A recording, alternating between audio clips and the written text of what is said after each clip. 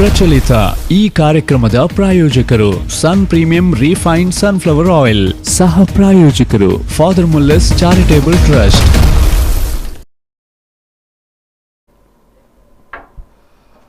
ನಮಸ್ಕಾರ. ವಿ4 ವಿಶೇಷ ಕಾರ್ಯಕ್ರಮಕ್ಕೆ ಸ್ವಾಗತ.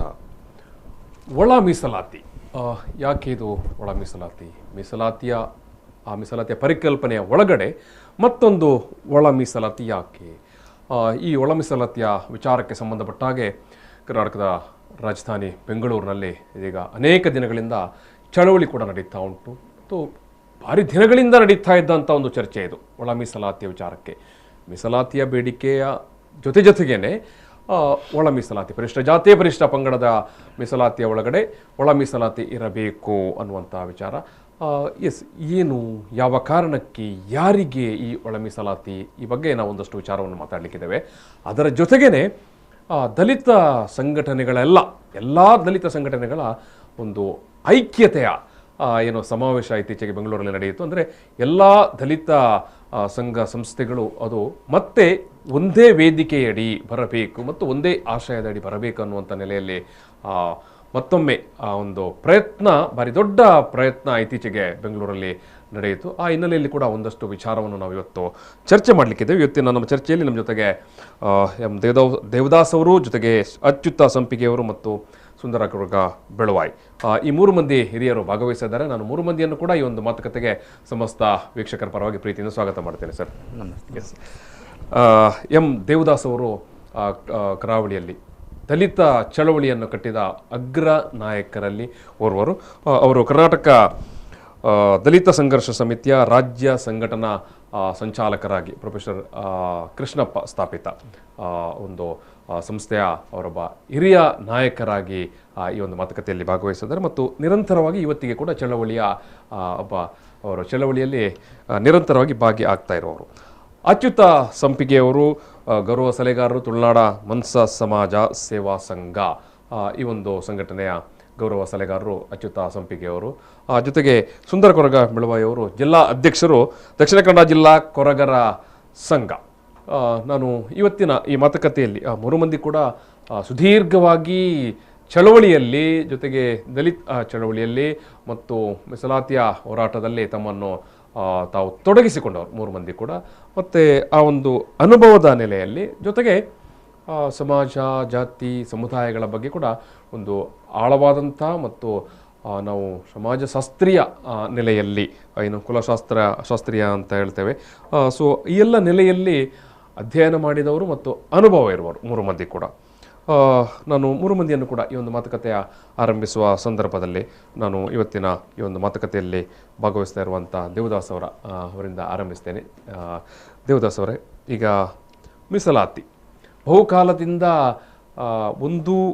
ಅದು ಕೊಡಲ್ಪಡ್ತಾ ಇತ್ತು, ಅಥವಾ ಆ ಒಂದು ಪ್ರಯೋಜನ ದಲಿತ ಸಮುದಾಯಕ್ಕೆ, ಅದು SC ST ಮತ್ತು ಅದರ ಆಚೆಗೆ OBC ಅವರಿಗೆ ಕೂಡ ಕೊಡಲಾಗ್ತಾ ಇದೆ. ಮತ್ತು ಈಗಂತೂ ಬಡ ಮೇಲ್ವರ್ಗದ ಸಮುದಾಯಕ್ಕೆ ಕೂಡ ಕೊಡುವಂಥ ಪ್ರಸ್ತಾವನೆಗಳು ಇದ್ದಾವೆ.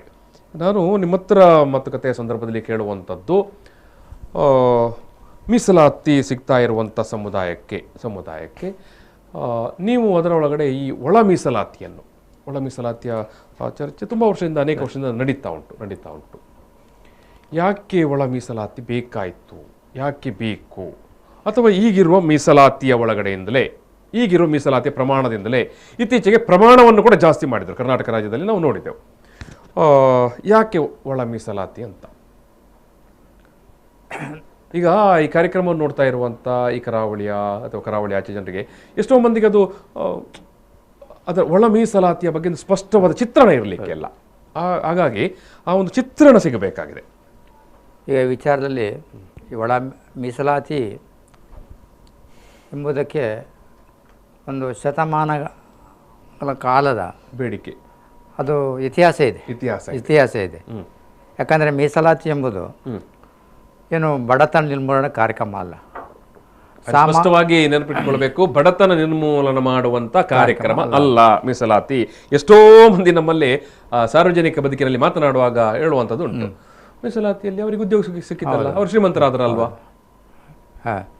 ನೀವು ಹೇಳೋದು ಅದು ಬಡತನ ನಿರ್ಮೂಲನೆ ಮಾಡೋ ಕಾರ್ಯಕ್ರಮ ಅಲ್ಲ, ಮತ್ತೆ ಏನದು? ಅದು ಸಾಮಾಜಿಕ ನ್ಯಾಯದ ಒಂದು ಇದು. ಯಾಕಂದರೆ ಈ ಸಾವಿರಾರು ವರ್ಷ ಮುಖ್ಯವಾಗಿ SC/STs ಮತ್ತು OBCಗಳು ಉದ್ಯೋಗ ಮತ್ತು ಅವಕಾಶಗಳಿಂದ ವಂಚಿತರಾಗಿರುವಂಥ ಸಮುದಾಯ. ಇವರಿಗೆ SC/ST ಜೊತೆಗೆ OBC ಕೂಡ ಇತರ ಹಿಂದುಳಿದ ವರ್ಗದವರು ಕೂಡ ಅವು ಅವಕಾಶಗಳಿಂದ ವಂಚಿತರಾದವರು, ಶೈಕ್ಷಣಿಕ ಮತ್ತು ಉದ್ಯೋಗ ವಂಚಿತರಾದವರು, ಶೈಕ್ಷಣಿಕ ಮತ್ತು ಉದ್ಯೋಗದಿಂದ ಅವಕಾಶದ ವಂಚನೆಗೆ ಒಳಗಾದವರು SC/ST ಮತ್ತು OBC. ಇವರಿಗೆ ಸಾಮಾಜಿಕ ನ್ಯಾಯ ಕೊಡುವಂಥದ್ದು. ಯಾಕಂದರೆ ಅಲ್ಲಿ ಅವಕಾಶವನ್ನು ಮಾಡಿಕೊಡುವಂಥ ಒಂದು ಉದ್ದೇಶದಿಂದ ಈ ಒಂದು ಮೀಸಲಾತಿಯನ್ನು ಸುಮಾರು 125 ವರ್ಷಗಳ ಹಿಂದೆಯೇ ಮಹಾರಾಷ್ಟ್ರದಲ್ಲಿ ಛತ್ರಪತಿ ಶಾಹು ಮಹಾರಾಜ್ ಅವರು 1904ರಲ್ಲಿ ಮೀಸಲಾತಿಯನ್ನು 50% ಮೀಸಲಾತಿಯನ್ನು ಜಾರಿಗೆ ತಂದರು. ಸ್ವತಂತ್ರ ಪೂರ್ವದಲ್ಲೇ ಇಂಥ ಒಂದು ಪರಿಕಲ್ಪನೆಯನ್ನು ನಮ್ಮ ದೇಶದಲ್ಲೇ ಏನು ತೋರಿಸಿಕೊಟ್ಟಿದ್ರು ಮಹಾರಾಷ್ಟ್ರದಲ್ಲಿ ಶಾಹು ಮಹಾರಾಜ್. ಆಮೇಲೆ ಕರ್ನಾಟಕದಲ್ಲಿ 1921ರಲ್ಲಿ ನಾಲ್ವಡಿ ಕೃಷ್ಣರಾಜ ಒಡೆಯರ್ ಮೈಸೂರಿನ ಅವರು 75% ಮೀಸಲಾತಿಯನ್ನು SC/ST OBCಗೆ ತಂದರು. ಆಗ ನಮ್ಮ ಜನತೆಗೆ, ಯುವ ಜನತೆಗೆ ಈ ವಿಚಾರಗಳು ಮನವರಿಕೆ ಆಗಬೇಕು. ಸ್ವತಂತ್ರ ಪೂರ್ವದಲ್ಲೇ ಸಾಮಾಜಿಕ ಪರಿವರ್ತನೆ ಆಗಬೇಕು ಅನ್ನೋ ಒಂದು ಕಾಳಜಿಯಿಂದ ಅಲ್ಲಿ ಮಹಾರಾಷ್ಟ್ರದಲ್ಲಿ ಶಾಹು ಮಹಾರಾಜ್ ಅವರು, ಕರ್ನಾಟಕದಲ್ಲಿ ನಾಲ್ವಡಿ ಕೃಷ್ಣರಾಜ ಒಡೆಯರ್ ಅವರು ಮೀಸಲಾತಿಯನ್ನು ಅನುಷ್ಠಾನ ಮಾಡಿರ್ತಾರೆ. ಎಸ್ ಸರ್, ಮುಂದುವರಿಸಿ. ಆಮೇಲೆ ಇದು ನಮಗೆ ಸಂವಿಧಾನಬದ್ಧವಾಗಿ ಈ ಮೀಸಲಾತಿ 1950 ಜನವರಿ 26ರಿಂದ ಅದು ಜಾರಿಗೆ ಬಂತು. ಆದರೆ ಈ ಮೀಸಲಾತಿ ಜಾರಿಗೆ ಬಂದ ನಂತರದಲ್ಲಿ ಅದು SC/STಗೆ ಪ್ರಮುಖವಾಗಿ ಎಷ್ಟರ ಮಟ್ಟಿಗೆ ಅದು ಅದರ ಅನುಕೂಲ ಆಗಿದೆ ಎಂಬುದರ ಬಗ್ಗೆ ಇವತ್ತು ನಾವು ಅವಲೋಕನ ಮಾಡಬೇಕಾಗಿದೆ. ಯಾಕಂದರೆ ಒಂದು ಕಡೆ ಖಾಸಗಿ ಉದಾರೀಕರಣ ಅಂದರೆ ಇದ ನೀತಿಯಿಂದ ಇವತ್ತು ಮೀಸಲಾತಿಯ ಅರ್ಥ ಕೂಡ ಇವತ್ತು ಅದು ಭಾಳ ಹಿನ್ನಡೆಗೆ ಸರಿತಾ ಇದೆ. ಉದ್ಯೋಗದ ಅವಕಾಶ ವಿಚಾರ ಬಂದಾಗ ಈಗ SC/ST ಒಳಗೆ ಕೂಡ ಅಷ್ಟೇ ಕೆಲವು ಶೈಕ್ಷಣಿಕವಾಗಿ, ಆಮೇಲೆ ಆರ್ಥಿಕವಾಗಿ ಮತ್ತು ಸಾಮಾಜಿಕವಾಗಿ ಸ್ವಲ್ಪ ಮೇಲ್ಸ್ತರದಿರುವಂಥ ಈ ವ್ಯವಸ್ಥೆ ಒಳಗೆ ಈ ಒಳ ಮೀಸಲಾತಿ ಏನು ಇಂಟರ್ ರಿಸರ್ವೇಷನ್ ಅದು ಅವಶ್ಯಕತೆ ಇದೆ ಅಂತ ಸುಮಾರು ಒಂದು 20 ವರ್ಷಗಳ ಹಿಂದೆ ಸ್ಟಾರ್ಟ್ ಆಯಿತು. ಪ್ರಾರಂಭದಲ್ಲಿ ಆಂಧ್ರದಲ್ಲಿ ಸ್ಟಾರ್ಟ್ ಆಯಿತು, ಆಮೇಲೆ ಕರ್ನಾಟಕದಲ್ಲಿ ಅದು ಪ್ರಾರಂಭ ಆಯಿತು. ಅದು ಯಾರೋ ಬಹುಶಃ ಯಡಿಯೂರಪ್ಪನವರು ಮುಖ್ಯಮಂತ್ರಿ ಆಗಿದ್ದಾಗ ಆ ಸಂದರ್ಭದಲ್ಲಿ ಒಳ ಮೀಸಲಾತಿಯ ವಿಚಾರ ಬಂದು ಆಮೇಲೆ ಸರ್ಕಾರ ಒಂದು ಆಯೋಗ ಮಾಡಿತ್ತು. ಎ ಜೆ ಸದಾಶಿವ ಹೌದು, ನಿವೃತ್ತ ನ್ಯಾಯಾಧೀಶ ಹೌದು, ಅವರಿಂದ ಅವರು ವರದಿಯನ್ನು 2012ರಲ್ಲಿ ಸರ್ಕಾರಕ್ಕೆ ಒಪ್ಪಿಸಿದ್ದಾರೆ. ಏನೋ ಮೀಸಲಾತಿ ಏನೋ ಒಳ ಮೀಸಲಾತಿ ವರದಿಯನ್ನು ಒಪ್ಪಿಸಿದ್ದಾರೆ. ಆದರೆ ಆನಂತರ ಇವತ್ತು ಸುಮಾರು 8-10 ವರ್ಷದಿಂದ ಇವತ್ತಿಗೂ ಕೂಡ ಅದರ ವರದಿ ಜಾರಿಯಾಗಿಲ್ಲ. ಈಗ ಇದು ದೇವದಾಸ್ ಅವರೇ, ಈ ಒಳ ಮೀಸಲಾತಿ ಬೇಕು ಅಂತ ಬೇಡಿಕೆ ಇದೆ ಅಲ್ವಾ, ಇದು ಯಾಕೆ ಅಂತ ನಾನು ಕೇಳುವಂಥದ್ದು. ಸಮುದಾಯದ ಒಳಗಡೆ ಶೆಡ್ಯೂಲ್ ಕಾಸ್ಟ್ ಅಥವಾ ಶೆಡ್ಯೂಲ್ ಟ್ರೈಬ್ ಇರ್ಬೋದು, ಅದರ ಒಳಗಡೆ ತಿರುಗಾ ಒಳ ಮೀಸಲಾತಿ ಯಾಕೆ ಅಂತ. ಇದು ಒಂದು ರೀತಿ ಸಂವಿಧಾನಬದ್ಧ. ಯಾಕಂದರೆ ಒಂದು ಇರುವಂಥ ಒಂದು ಅವಕಾಶವನ್ನು ಎಲ್ಲರಿಗೂ ಸಮಾನವಾಗಿ ಹಂಚಿಕೆ ಮಾಡುವಂಥದ್ದು. ಇಲ್ಲಿ ಕೆಲವು ನಮ್ಮ SC/ST ಒಳಗೆ ಕೆಲವು ಪ್ರಬಲವಾದಂಥ ಜಾತಿಗಳಿದೆ, ಕೆಲವು ದುರ್ಬಲ ಜಾತಿಗಳಿದೆ. ಈಗ ಪ್ರಬಲ ಜಾತಿ ಒಳಗೆ ದುರ್ಬಲ ಜಾತಿಗಳಿಗೆ ಯಾವುದೇ ನಮ್ಮ ಉದ್ಯೋಗದ ವಿಚಾರ ಬಂದಾಗ ಸಮಾನಾಂತರವಾಗಿ ಕಾಂಪಿಟೇಷನ್ ಮಾಡುವ ಅವರ ಜೊತೆಗೆ ಸ್ಪರ್ಧಿಸುವುದು ಕಷ್ಟ ಇದೆ. ಮತ್ತು ಸರ್ಕಾರ ಸೌಲಭ್ಯಗಳು ಕೂಡ ಈ ದುರ್ಬಲ ಜಾತಿಗಳಿಗೆ ಸಮಾನವಾಗಿ ಹಂಚಿಕೆ ಆಗದಿರುವಂಥ ವಿಚಾರದಲ್ಲಿ ಈ ಮೀಸಲಾತಿಯನ್ನು ಒಂದು ಹಂಚಿಕೆ ಮಾಡಿ ಕೊಡುವಂಥದ್ದು ಒಳ ಮೀಸಲಾತಿ, ಅದರ ಅನಿವಾರ್ಯತೆ ಇದೆ ಎಂಬ ದೃಷ್ಟಿಯಿಂದ ಈ ಆಯೋಗ ರಚನೆ ಮಾಡಿ 2012ರಲ್ಲಿ ಅದು ಸರ್ಕಾರಕ್ಕೆ ಮಂಡನೆ ಆಗಿದೆ. ಎ ಜೆ ಸದಾಶಿವ ಆಯೋಗ. ನಾನು ಆಮೇಲೆ ಆ ವಿಚಾರಕ್ಕೆ ಪರ್ಟಿಕ್ಯುಲರ್ ಆ ವಿಚಾರಕ್ಕೆ ಬರ್ತೇನೆ. ಇದು ಅಚ್ಯುತ ಸಂಪಿಗೆ ಅವರೇ, ಒಳ ಮೀಸಲಾತಿ ದೇವದಾಸ್ ಅವರು ಕೂಡ ಪ್ರಸ್ತಾಪ ಮಾಡಿದರು. ನಾನು ಅದೇ ಪ್ರಶ್ನೆಯನ್ನು ಮತ್ತೆ ನಿಮ್ಮ ಹತ್ರ ಕೇಳುವಂಥದ್ದು. ಈ ಶೆಡ್ಯೂಲ್ಡ್ ಕಾಸ್ಟ್, ಶೆಡ್ಯೂಲ್ಡ್ ಟ್ರೈಬ್ ಇದರ ಒಳಗಡೆ ಇರುವಂಥ ಜಾತಿಗಳಿಗೆ ನೀವು ತಿರುಗಾ ಒಳ ಮೀಸಲಾತಿಯನ್ನು ಕೇಳ್ತಾ ಇರುವುದಕ್ಕೆ ಈಗ ಆಯೋಗ ಕೂಡ ನಿಮ್ಮ ಪರವಾಗಿ ವರದಿ ಕೊಟ್ಟಿದೆ ಅಥವಾ ನಿಮ್ಮ ಈ ಬೇಡಿಕೆ ಪರವಾಗಿ ವರದಿ ಕೊಟ್ಟಿದೆ ಅಂತ ತಾವು ಹೇಳ್ತೀರಾ, ಅಥವಾ ಎಸ್ ಒಟ್ಟು ಇದನ್ನು ಯಾವ ರೀತಿ ನೀವು ಜನರ ಮುಂದೆ ಇಡ್ತೀರಿ ಅಂತ, ಈ ಒಳ ಮೀಸಲಾತಿಯೇ ಬೇಕು ಮತ್ತು ಅದರ ಆಗ್ರಹವನ್ನು? ಸ್ವಾತಂತ್ರ್ಯ ಪೂರ್ವದಲ್ಲಿ ಮತ್ತು ಸ್ವಾತಂತ್ರ್ಯ ನಂತರದಲ್ಲಿ ಮೀಸಲಾತಿ ಅಂತ ಹೇಳುದು, ಸ್ವಾತಂತ್ರ್ಯ ಪೂರ್ವದಲ್ಲಿ ಅರಸರ ಆಳ್ವಿಕೆ ಇತ್ತು. ಆವಾಗ ಮೀಸಲಾತಿಯನ್ನ ಈಗಾಗಲೇ ಹಿರಿಯರು ದೇವದಾಸ್ ಅವರು ಹೇಳಿದಾಗೆ 1902ರಲ್ಲಿ ಮಹಾರಾಷ್ಟ್ರದಲ್ಲಿ ಛತ್ರಪತಿ ಶಾಹು ಮಹಾರಾಜ್ ಅವರು ಮೀಸಲಾತಿಯನ್ನ ಜಾರಿ ಮಾಡಿದರು. 50%, 50% ಮೀಸಲಾತಿಯನ್ನ ಅಸ್ಪೃಶ್ಯ ಮತ್ತು ಹಿಂದುಳಿದ ವರ್ಗಗಳಿಗೆ ಜಾರಿ ಮಾಡಿದರು. ಆವಾಗಲೂ ವಿರೋಧ ಇತ್ತು. ಆವಾಗ ಅವರ ಆಸ್ಥಾನದ ಒಬ್ಬ ಮಂತ್ರಿಯೇ ಅದನ್ನು ವಿರೋಧಿಸಿದರು. ಅದನ್ನು ಯಾಕೆ ಮೀಸಲಾತಿ ಕೊಡ್ತಾ ಇದ್ದೀವಿ ಅಂತ ಹೇಳುವುದನ್ನು ಬಹಳ ಸುಂದರವಾಗಿ ನಿರೂಪಿಸಿದವರು ಛತ್ರಪತಿ ಶಾಹು ಮಹಾರಾಜ್ ಅವರು. ಸಮಯದ ಇದು ಇದ್ರೆ ನಾನು ಸಂಕ್ಷಿಪ್ತವಾಗಿ ಹೇಳಿ. ಅವರು ಒಂದು ಕುದುರೆಯ ಲಾಯದಲ್ಲಿರುವಂಥ ಒಬ್ಬ ಚಾರಕನನ್ನು ಕರೆದು, ನಾಳೆ ಕುದುರೆಗಳಿಗೆ ಹುರುಳಿ ಹಾಕಬೇಡ, ನಾನು ಹೇಳಿದ ಮೇಲೆ ಹಾಕು, ಮತ್ತೆ ಎಲ್ಲರನ್ನ ನಾಳೆ ಮೈದಾನಕ್ಕೆ ಬರ್ಲಿಕ್ಕೆ ಹೇಳುವ ಅಂತೇಳಿ ಹೇಳ್ತಾರೆ. ಮಂತ್ರಿಗಳಿಗೆ ಹೇಳ್ತಾರೆ, ನಿಮ್ಮ ಪ್ರಶ್ನೆಗೆ ನಾಳೆ ಉತ್ತರ ಕೊಡ್ತೇನೆ ಅಂತೇಳಿ. ಮೀಸಲಾತಿ ನೀವು ಬೇಡ ಅಂತ ಹೇಳ್ತೀರಿ, ಈ ಪ್ರಶ್ನೆಗೆ ನಾನು ಉತ್ತರವನ್ನು ಈ ರೀತಿಯಾಗಿ ಪ್ರಯೋಗದ ಮೂಲಕ ತೋರಿಸ್ತೇನೆ ಅಂತ ಹೇಳಿ ಮರುದಿವಸ ಎಲ್ಲರನ್ನ ಆಸ್ಥಾನದ ಆ ಮೈದಾನಕ್ಕೆ ಬರ್ಲಿಕ್ಕೆ ಹೇಳಿದರೆ, ಬಾಕಿ ಎಲ್ಲ ಆಸ್ಥಾನದಲ್ಲಿರುವಂಥ ಎಲ್ಲರನ್ನ ಪಂಡಿತರು ಅವರು ಇವರು ಎಲ್ಲವರನ್ನ ಕೂತ್ಕೊಳಿಸ್ತಾರೆ. ಆ ಕುದುರೆಯ ಇನ್ಚಾರ್ಜ್ ಏನು ಲಾಯದ ಏನಿದ್ದಾರೆ ಅವನಿಗೆ ಹೇಳ್ತಾರೆ, ಎಲ್ಲ ಕುದುರೆಗಳನ್ನು ಬಿಡು, ಒಂದು ಪಾತ್ರೆಯಲ್ಲಿ ದೊಡ್ಡ ಒಂದು ಪಾತ್ರೆಯಲ್ಲಿ ಹುರುಳಿಯನ್ನು ಹಾಕಿಡು, ಎಲ್ಲ ಕುದುರೆಗಳನ್ನು ಒಟ್ಟಿಗೆ ಬಿಡು ಅಂತ ಹೇಳ್ತಾರೆ. ಅಷ್ಟೊತ್ತಿಗೆ ಎಲ್ಲ ಕುದುರೆಗಳನ್ನು ಒಟ್ಟಿಗೆ ಬಿಡ್ತಾನೆ. ಆವಾಗ ಈ ಮಂತ್ರಿ ಹೇಳ್ತಾರೆ, ಇದು ಈ ರೀತಿ ಮಾಡಿದರೆ ಸರಿ ಆಗ್ತದೆ ಅಂತ, ನೀವು ಸ್ವಲ್ಪ ಕಾದಿರಿ, ನಿಮ್ಮ ಪ್ರಶ್ನೆಗೆ ಉತ್ತರ ಕೊಡ್ತೇನೆ ಅಂತೇಳಿ. ಅಷ್ಟೊತ್ತು ಎಲ್ಲ ಕುದುರೆಗಳು ಬರ್ತವೆ. ದಷ್ಟಪುಷ್ಟವಾಗಿ ಇದ್ದಂಥ ಕುದುರೆಗಳು ಹುರುಳಿಯನ್ನು ತಿಂದು ಚೆಲ್ಲಾಡಿ ಬಿಡ್ತವೆ. ಆದರೆ ತುಂಬ ಬಡಕಲಾದಂಥ ಕುದುರೆಗಳು ಸುಮ್ಮನೆ ಹೋಗಿ ದೂರ ನಿಂತ್ಕೊಳ್ತವೆ. ಆವಾಗ ಇವರು ಹೇಳ್ತಾರೆ, ಅರಸರು ಶಾಹು ಮಹಾರಾಜ್ ಅವರು, ಮಂತ್ರಿಗಳೇ ನಿಮ್ಮ ಪ್ರಶ್ನೆಗೆ ಉತ್ತರ ಸಿಕ್ಕಿತು ಮಹಾಪ್ರಭುಗಳೇ ಅಂತ ಹೇಳಿ ಸುಮ್ಮನೆ ಹೋಗ್ತಾರೆ. ಅಂದ್ರೆ ಬಲಾಢ್ಯರು ಸದುಪಯೋಗ ಮಾಡ್ಕೊಳ್ತಾರೆ, ಅದರಲ್ಲಿ ದುರ್ಬಲರು ಸೋಲ್ತಾರೆ ಅಂತ ಹೇಳಿ ಅವಕಾಶವನ್ನು ಸದುಪಯೋಗ ಮಾಡಿಸಿಕೊಳ್ಳಲಿ ಸೋಲ್ತಾರೆ, ಬಲಾಢ್ಯರ ಎದುರು ಸೋಲ್ತಾರೆ ಅಂತ. ಹಾಗೆಯೇ ಸ್ವಾತಂತ್ರ್ಯ ನಂತರ ಕೂಡ ನಮಗೆ ಬಹಳ ಪ್ರಬಲವಾದ ಒಂದು ಸಂವಿಧಾನ ಇದ್ದು ಕೂಡ ಮೀಸಲಾತಿಯ ಸಮರ್ಪಕ ಇಲ್ಲಿ ಅನುಷ್ಠಾನ ಜಾರಿ ಆಗಿಲ್ಲ. ಯಾಕೆ ಅಂತ ಹೇಳಿದ್ರೆ, ಬಾಬಾ ಸಾಹೇಬ್ ಅಂಬೇಡ್ಕರ್ ಅವರು ಸಂವಿಧಾನವನ್ನು ರಚನಾ ಸಭೆಯಲ್ಲಿ ಮತ್ತು ಅದನ್ನು ಮಂಡಿಸುವಾಗ ಹೇಳ್ತಾರೆ, 1949 ನವೆಂಬರ್ 26ರಂದು ಹೇಳ್ತಾರೆ, ಈ ಸಂವಿಧಾನವನ್ನು ನಾನು ಓಡಿಸುವ ಕುದುರೆಯಾಗಿದ್ದೆ, ಹಾಗಾಗಿ ನನ್ನ ಜನರಿಗೆ ಅಂದರೆ ಅದರ ಅರ್ಥ ನನಗೆ ಬೇಕಾದಾಗಿ ಬರೀಲಿಕ್ಕೆ ಆಗಲಿಲ್ಲ, ಆದರೂ ಬರೆದಿದ್ದೇನೆ, ಈ ಮೂಲಕ ಆದರೂ ನಮ್ಮ ಒಂದು ಶೋಷಿತ ಸಮುದಾಯಕ್ಕೆ ನ್ಯಾಯ ಸಿಗಲಿ ಅಂತ ಹೇಳುವ ಉದ್ದೇಶದಿಂದ ಇದು ಬರೆದಿದ್ದೇನೆ ಅಂತ ಹೇಳಿ ಇದು ಮಾಡ್ತಾರೆ. ಆದರೆ ಇಲ್ಲಿ ಈ ದೇಶವನ್ನು ಆಳಿದಂಥ ಯಾವುದೇ ರಾಜಕೀಯ ಪಕ್ಷಗಳು ಈವರೆಗೆ ಕೂಡ ಸಂವಿಧಾನವನ್ನು ಯಥಾವತ್ತು ಜಾರಿ ಮಾಡಲಿಲ್ಲ. ಅದು ಕಾಲಕ್ಕೆ ಏನೋ ಬದಲಾವಣೆಗಳಾಗ್ತದೆ, ಏನೋ ತಿದ್ದುಪಡಿಗಳಾಗ್ತಾನೆ ಇದ್ದಾವೆ. ಬಾಬಾ ಸಾಹೇಬ್ ಅಂಬೇಡ್ಕರ್ ಅವರ ಆಶಯ ಏನಿತ್ತು? ಬರೇ 10 ವರ್ಷ ಮೀಸಲಾತಿ ಜಾರಿ ಮಾಡಬೇಕು, ಆ 10 ವರ್ಷದಲ್ಲಿ ಇಡೀ ಏನು ತಳ ಸಮುದಾಯ, ಶೋಷಿತ ಸಮುದಾಯಗಳ ಉದ್ಧಾರ ಆಗಬೇಕು, ಸಾಮಾಜಿಕ ಸಮಾನತೆ ಬರಬೇಕು ಅಂತೇಳಿ ಆಶಯ ಇತ್ತು.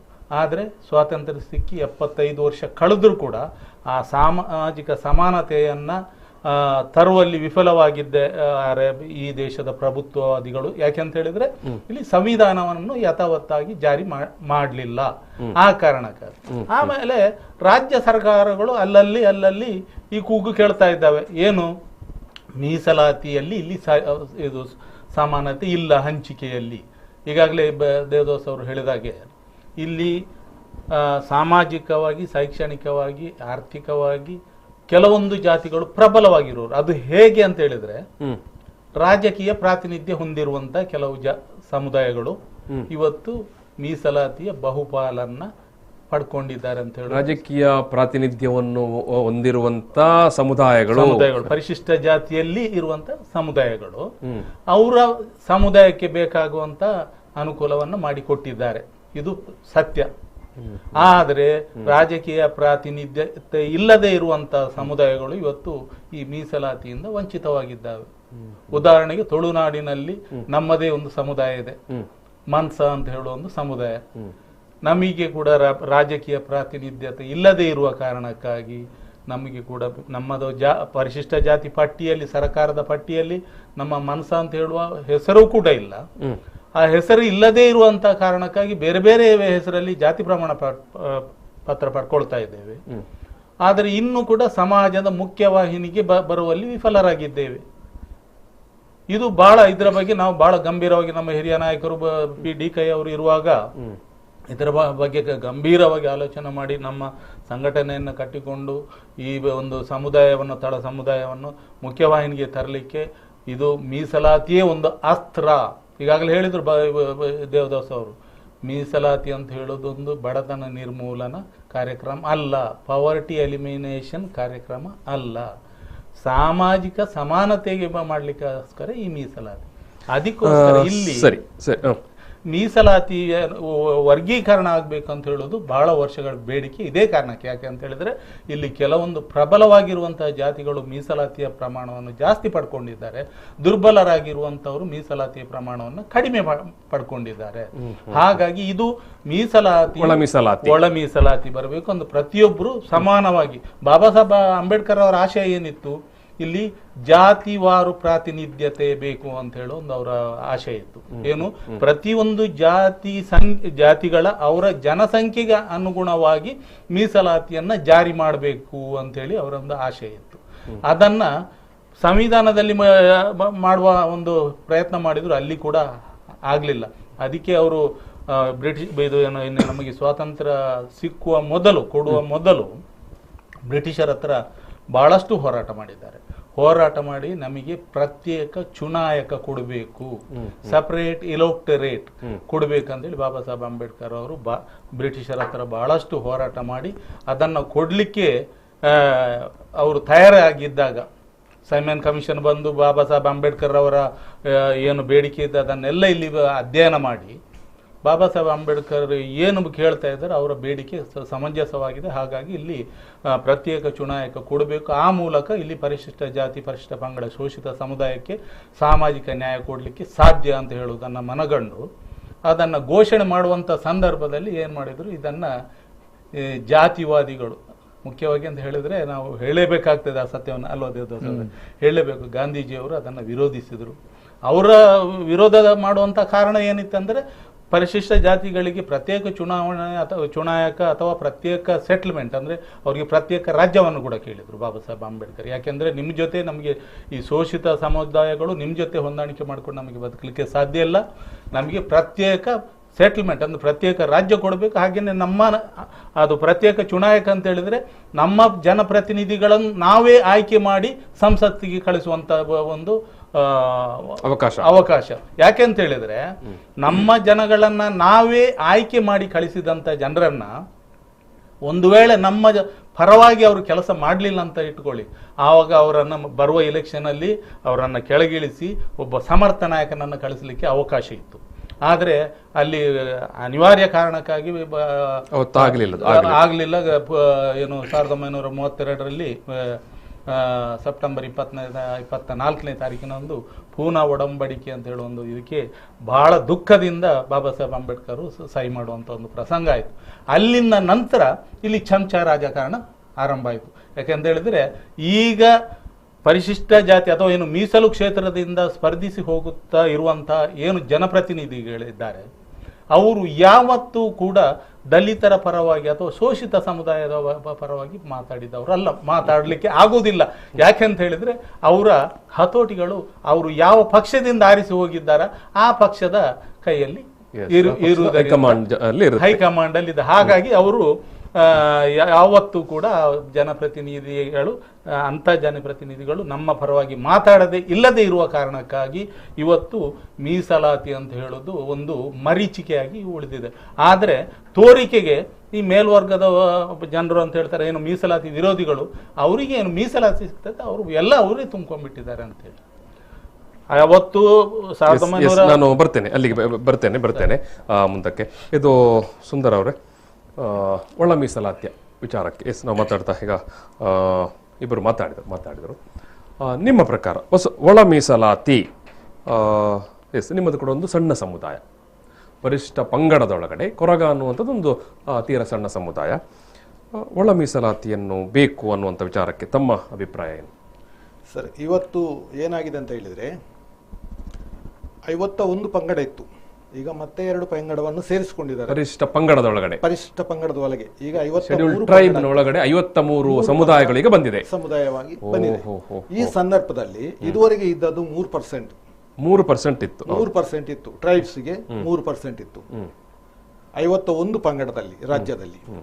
15% ಬಹುಶಃ ಶೆಡ್ಯೂಲ್ಡ್ ಕಾಸ್ಟ್ಗೆ ಪರಿಶಿಷ್ಟ ಜಾತಿಗೆ 15% ಮೀಸಲಾತಿ ಇತ್ತು, ಶೆಡ್ಯೂಲ್ಡ್ ಟ್ರೈಬ್ಗೆ 3% ಇತ್ತು. ಈಗ ಮೊನ್ನೆ ಅದು ಏನೊಂದು ರಾಜ್ಯ ಸರ್ಕಾರ ಅದನ್ನು ಜಾಸ್ತಿ ಮಾಡಿದ್ದೇವೆ ಅಂತ ಇದು ಮಾಡಿದ್ದಾರೆ. ಏನು ಪರಿಶಿಷ್ಟ ಜಾತಿಗೆ 17%, ಆಮೇಲೆ ಪರಿಶಿಷ್ಟ ಪಂಗಡಕ್ಕೆ 3 ಇದ್ದದನ್ನು 7 ಮಾಡಿದ್ದಾರೆ. ಈ ರೀತಿ 3% ಈಗಲೂ ಅದು 7% ನಂತರದ ವಿಷಯ. ಈಗ 3% ಅಲ್ಲಿ 3-5 ಅದು ಇದುವರೆಗೆ ಈಗಲೂ 3 ಈ 3ರಲ್ಲಿ ಈ 51 ಪಂಗಡಕ್ಕೆ ಹಂಚಿಕೆ ಮಾಡುವಾಗ ಅದರಲ್ಲಿ ನಮ್ಮಂತ ಸಣ್ಣ ಸಮುದಾಯಕ್ಕೆ ಎಲ್ಲಿ ಕೂಡ ಅದು ಮುಟ್ಲೇ ಇಲ್ಲ. ಈಗ ನೇರವಾದ ಪ್ರಶ್ನೆ. ಈಗ ನಾನು ಈಗ ಕರಾವಳಿ ಭಾಗದಲ್ಲಿ ಅದು ದಕ್ಷಿಣ ಕನ್ನಡ ಇರ್ಬೋದು ಅಥವಾ ಉತ್ತರ ಕನ್ನಡ, ದಕ್ಷಿಣ ಕನ್ನಡ ಮತ್ತು ಉಡುಪಿ ಇರ್ಬೋದು, ದೊಡ್ಡ ಮಟ್ಟದಲ್ಲಿ ನಾವು ಕೊರಗ ಸಮುದಾಯವನ್ನು ನೋಡ್ತೇವೆ. ಮತ್ತು ಆಚೆ ಕಾಸರಗೋಡಲ್ಲಿ ಈಗ ಜನಸಾಮಾನ್ಯರು, ಈಗ ನಾನು ಇವರು ಅಚ್ಯುತ ಅವರು ಕೂಡ ಮಾತಾಡುವಾಗ ಪ್ರಸ್ತಾಪ ಮಾಡಿದರು, ಏನು ಮೀಸಲಾತಿ ಇದೆ ಎಲ್ಲ ಮೇಲೆ ಬಂದಿರ್ತಾರೆ ಅಂತ.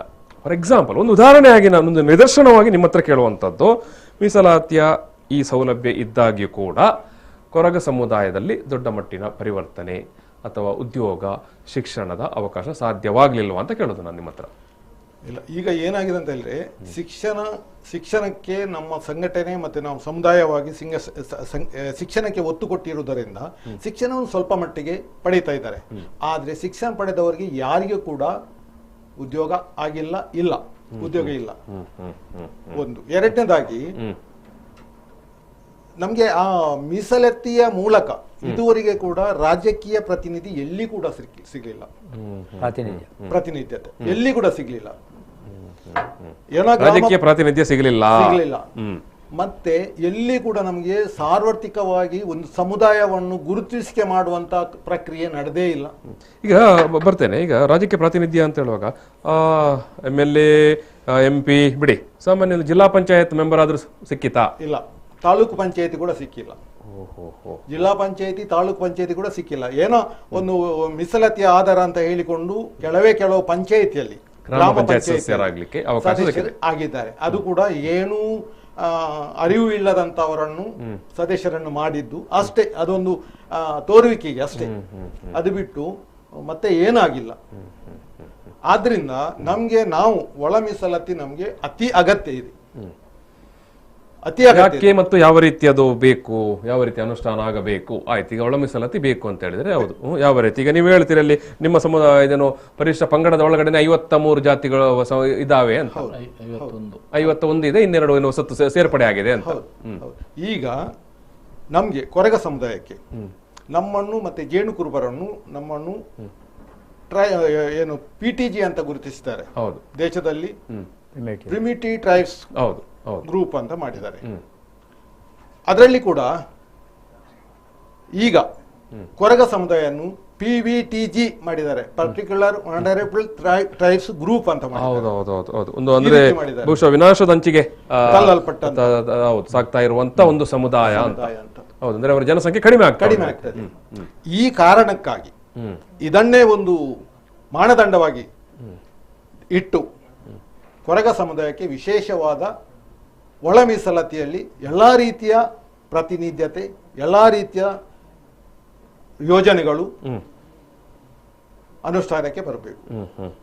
ಇಲ್ಲ ಇದ್ದರೆ ಈಗ ಕೇವಲ ನಮ್ಮ ಜಿಲ್ಲೆಯಲ್ಲಿ, ದಕ್ಷಿಣ ಕನ್ನಡ ಜಿಲ್ಲೆಯಲ್ಲಿ 3700 ಜನಸಂಖ್ಯೆ ಈಗ ಇರುವಂಥದ್ದು, ಕೇವಲ 3700 ಜನಸಂಖ್ಯೆ. ಈಗ ಬರುವ 30 ವರ್ಷದಲ್ಲಿ ಈ 3700 ಜನಸಂಖ್ಯೆ ಏನೂ ಇಲ್ಲದಾಗೆ ಆಗ್ತದೆ. ಯಾಕಂತ ಹೇಳಿದ್ರೆ 10 ವರ್ಷದಲ್ಲಿ 1000 ಚಿಲ್ಲರೆ ಕಡಿಮೆ ಆಗ್ತಾ ಇದೆ. ಈ ಎಲ್ಲ ಕಾರಣಗಳನ್ನು ವಿಶೇಷವಾಗಿ ತೆಗೆದುಕೊಂಡು ಗಮನಿಸಿ ಆದ್ಯತೆಯಲ್ಲಿ ನಮಗೆ ಮೀಸಲಾತಿಯನ್ನು ಕೊಡಬೇಕು ಅನ್ನೋದೇ ನಮ್ಮ ಒತ್ತಾಯ.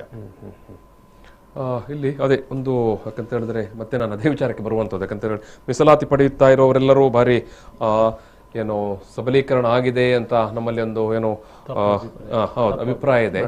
ನಮ್ಮ ಕಣ್ಣೆದುರೇ ಇರುವಂತ ನಿದರ್ಶನ ಇದು. ಏನು ಸುಂದರ ಕೊರಗ ಅವರು ಹೇಳ್ತಾ ಇದ್ದಾರೆ, ಕೊರಗ ಸಮುದಾಯ ಅದು ಉದ್ಯೋಗ ಕಲ್ಪಿಸುವ ನಿಟ್ಟಿನಲ್ಲಿ ದೊಡ್ಡ ಮಟ್ಟಿಗೆ ಪ್ರಯೋಜನ ಆಗಿಲ್ಲ. ಒಂದು ಕಡೆ ಅವರ ಜನಸಂಖ್ಯೆ ಕೂಡ ವರ್ಷದಿಂದ ವರ್ಷಕ್ಕೆ ಕಡಿಮೆ ಆಗ್ತಾ ಉಂಟು ಅಂತ. ದೇವದಾಸ್ ಅವರೇ, ಎಸ್, ಈಗ ಈ ಒಳ ಮೀಸಲಾತಿ ವಿಚಾರಕ್ಕೆ ಬರುವಾಗ ನೀವು ಆಯೋಗ AG ಸದಾಶಿವ ಆಯೋಗದ ಬಗ್ಗೆ ಕೂಡ ಪ್ರಸ್ತಾಪ ಮಾಡಿದಿರಿ. ಪರಿಶಿಷ್ಟ ಜಾತಿ ಒಳಗಡೆ ಈಗಾಗಲೇ 15% ಮೀಸಲಾತಿ ಇದೆ. ಒಳ ಮೀಸಲಾತಿ ಯಾರಿಗೆ ಬೇಕು ಅಂತ ನಾನು ಕೇಳುವಂಥದ್ದು ಪರಿಶಿಷ್ಟ ಜಾತಿ ಒಳಗಡೆ. ಈಗ ನಾವು ಉದಾಹರಣೆಗೆ ಕರಾವಳಿಯನ್ನೊಂದು ನಿದರ್ಶನವಾಗಿ ತಗೊಂಡ್ರೆ ಒಳ ಮೀಸಲಾತಿ ಯಾರಿಗೆ ಬೇಕು ಅಂತ. ಈಗ ನಮಗೆ ಅಂದರೆ ಇದು ಸದಾಶಿವ ಆಯೋಗದ ವರದಿ ಇನ್ನೂ ಕೂಡ ಅಧಿಕೃತವಾಗಿ ಅದು ಬಿಡುಗಡೆ ಆಗಿಲ್ಲ. ಆದರೆ ಒಂದು ನಮಗೆ ತಿಳಿದು ಬಂದ ಪ್ರಕಾರ ಇದನ್ನು 3-4 ವಿಂಗಡ ಮಾಡಿದ್ದಾರೆ.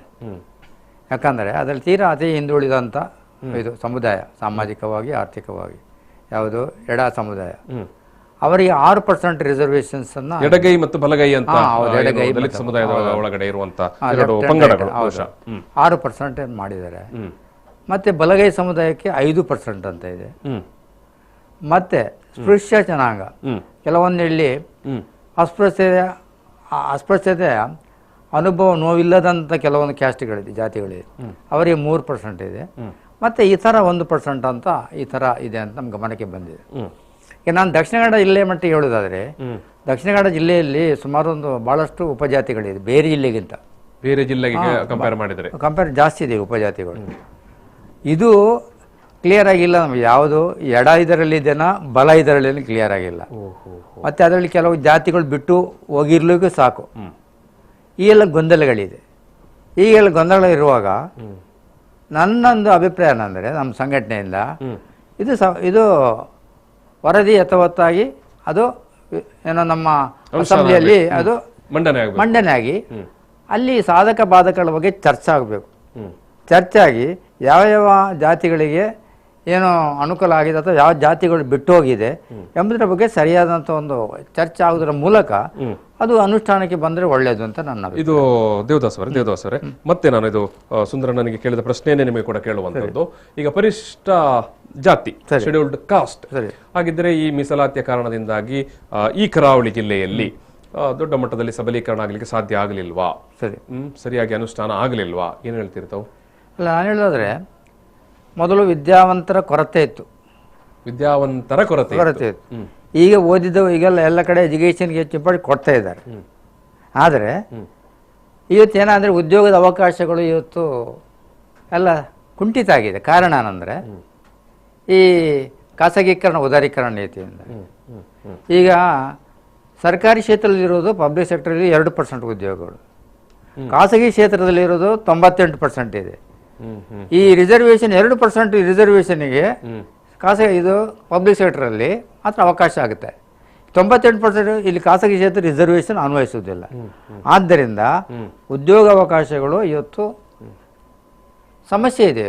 ಇದರಿಂದ ನಾವು ಹೇಳೋದಷ್ಟೇ, ಖಾಸಗಿ ಕ್ಷೇತ್ರದಲ್ಲೂ ಕೂಡ ಮೀಸಲಾತಿಯನ್ನು ತರಬೇಕು. ಯಾಕಂದರೆ ಮುಂದುವರಿದ ರಾಷ್ಟ್ರದಲ್ಲೂ ಕೂಡ, ಅಮೆರಿಕ ಇರ್ಬೋದು, ಇಂಗ್ಲೆಂಡ್ ಇರ್ಬೋದು, ಅಲ್ಲಿ ದುರ್ಬಲ ವರ್ಗಗಳಿಗೆ ಅಲ್ಲಿ ಮೀಸಲಾತಿ ಇದೆ, ಯಾವುದು ಖಾಸಗಿ ಕ್ಷೇತ್ರದಲ್ಲಿ. ಅದೇ ರೀತಿ ನಮ್ಮ ರಾಜ್ಯ ಇರಲಿ ಅಥವಾ ನಮ್ಮ ದೇಶದಲ್ಲಿ ಇರಲಿ, ಇಲ್ಲಿ ಕೂಡ ಖಾಸಗಿ ಕ್ಷೇತ್ರದಲ್ಲಿ ಮೀಸಲಾತಿ ತರಬೇಕು. ಯಾಕಂದ್ರೆ ಇಲ್ಲಿ ಬಂದಿರುವಂಥ ಕಂಪನಿಗಳಿಗೆ ಇಲ್ಲಿ ನೆಲ ಜಲ, ವಿದ್ಯುತ್ ಎಲ್ಲ ಫ್ರೀಯಾಗಿ ಕೊಟ್ಟಿದ್ದಾರಲ್ಲ, ಇವರು ಉದ್ಯೋಗ ಸಾವಿರಗಟ್ಟಲೆ ಭೂಮಿಯನ್ನು ಸ್ವಾಧೀನ ಮಾಡಿಕೊಳ್ತಾರೆ. ಮತ್ತೆ ಯಾಕೆ ಇವರು ಉದ್ಯೋಗ ಕೊಡೋದಿಲ್ಲ? ಅವಕಾಶ ಕೊಡಬೇಕಲ್ವಾ? ಆದ್ದರಿಂದ ಈ ಎಸ್ ಸಿ ಇರಲಿ ಅಥವಾ ಎಸ್ ಟಿಗಿರಲಿ ಹೆಚ್ಚು ಉದ್ಯೋಗಾವಕಾಶ ಆಗಬೇಕಾದ್ರೆ ನಮಗೆ ಇದು ಖಾಸಗಿ ಕ್ಷೇತ್ರದಲ್ಲಿ ಮೀಸಲಾತಿ ಬೇಕು. ಮೊನ್ನೆ 6ನೇ ತಾರೀಕಿಗೆ ಬೆಂಗಳೂರಲ್ಲಿ ಐಕ್ಯತಾ ಸಮಾವೇಶದಲ್ಲಿ ಕೂಡ ನಮ್ಮ ನಿವೃತ್ತ ನ್ಯಾಯಮೂರ್ತಿ ಎಚ್ ನಾಗಮೋಹನ್ ದಾಸ್ ಅಂತ ಹೇಳಿದರು. ಯಾಕಂದರೆ ಅವರ ರಿಪೋರ್ಟ್ಸ್ ಮೇಲೇ ಎಷ್ಟು 15 ಇದ್ದದ್ದು 17 ಆಗಿದೆ ಎಸ್ ಸಿಗೆ, ಮತ್ತು ಎಸ್ ಟಿಗೆ 3 ಇದ್ದದ್ದು 7 ಮಾಡಿದ್ದಾರೆ ಅವರು. ಅದರ ರಿಪೋರ್ಟ್ ಶಿಫಾರಸ್ ಮೇಲೆ ಇದಾಗಿದೆ, ರಿಪೋರ್ಟ್ ಕೊಟ್ಟಿದ್ದಾರೆ. ಅವರು ಕೂಡ ಹೇಳೋದಷ್ಟೇ, ಈಗ ಈ ಮೀಸಲಾತಿಯನ್ನು ಹೆಚ್ಚಿಗೆ ಮಾಡುವುದರಿಂದ ಜೊತೆಗೆ ಖಾಸಗಿ ಕ್ಷೇತ್ರದಲ್ಲೂ ಕೂಡ ಮೀಸಲಾತಿಗೆ ಅವಕಾಶ ಆಗಬೇಕು ಅಂತ ಹೋರಾಟಗಳು ಆಗಬೇಕಾಗಿದೆ ಅಂತ ಎಸ್. ಉದಾರೀಕರಣ, ಜಾಗತೀಕರಣದ ಬೆಳವಣಿಗೆ ನಂತರ ಇಡೀ ದೇಶದಲ್ಲಿ ಖಾಸಗಿ ವ್ಯವಸ್ಥೆಗಳು ತುಂಬಾ ವಿಸ್ತಾರವಾಗಿ ಬೆಳೆದಿದೆ.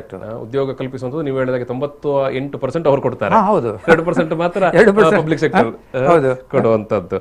ಇದು ಅಚ್ಯುತ್ ಅವರೇ, ಎಜೆ ಸದಾಶಿವ ಆಯೋಗದ ವರದಿ ಒಳ ಮೀಸಲಾತಿಯನ್ನೇ ಪ್ರಧಾನವಾಗಿ ಪ್ರಸ್ತಾವನೆ ಮಾಡ್ತಾ ಉಂಟಾ? ಯಾಕಂತ ಹೇಳಿದ್ರೆ ನೀವೀಗ ನಿಮ್ಮೆಲ್ಲ ಚಳವಳಿಯಲ್ಲಿ ನಾವು ನೋಡ್ತಾ ಇರುವ ಹಾಗೆ ಎಜೆ ಸದಾಶಿವ ಆಯೋಗದ ವರದಿಯನ್ನು ಮಂಡನೆ ಅದು ಜಾರಿ ಮಾಡಿ ಅಂತ ಹೇಳ್ತಾ ಇದ್ದೀರಿ.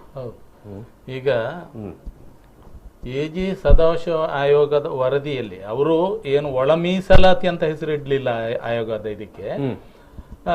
ಪರಿಶಿಷ್ಟ ಜಾತಿ ಪಂಗಡಗಳಲ್ಲಿ ಇರುವಂತ ಮೀಸಲಾತಿ ಹಂಚಿಕೆಯ ತಾರತಮ್ಯ ನಿವಾರಣೆ ಅಂತ ಹೇಳಿ ಹೆಸರಲ್ಲಿ ಆಯೋಗವನ್ನ ರಚನೆ ಮಾಡಿ ಇದು ಮಾಡಿದ್ದಾರೆ. ಅದರ ಒಳಾರ್ಥ ಒಂದೇ, ಒಳ ಮೀಸಲಾತಿ ಅಂತ ಹೇಳೋದು. ಈಗ ಈ ಏನು ಎಜೆ ಸದಾಶಿವ ಆಯೋಗದ ವರದಿ ಈಗಾಗಲೇ ಹೇಳಿದಾಗೆ 10 ವರ್ಷ ಮೇಲೆ ಆಯ್ತು ಇದು ಏನು ಸರ್ಕಾರಕ್ಕೆ ಮಂಡನೆಯಾಗಿ. ಸರ್ಕಾರದವರು ಇನ್ನೂ ಅದನ್ನು ತೆರೆದು ನೋಡುವಂತ ಪ್ರಯತ್ನ ಮಾಡಲಿಲ್ಲ.